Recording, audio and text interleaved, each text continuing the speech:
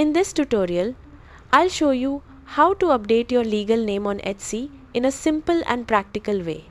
First, understand this. Your legal name on Etsy must match your bank and tax records. Otherwise, you may face payout delays or verification issues.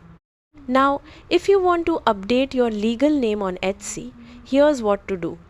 Start by logging into your account on Etsy and opening your shop manager. This is where your account and payment details are managed. Next, go to Finances and then Payment Settings. This is where your legal and payout information is stored. After that, find your legal name section and click Edit. Now, enter your updated legal name exactly as it appears on your official documents. Then, if required, upload supporting documents such as your ID or legal proof of name change. After submitting, wait for Etsy to review and approve your update before expecting payouts. Also, make sure your name matches your bank account exactly and keep an eye on your email for any verification requests. That's it.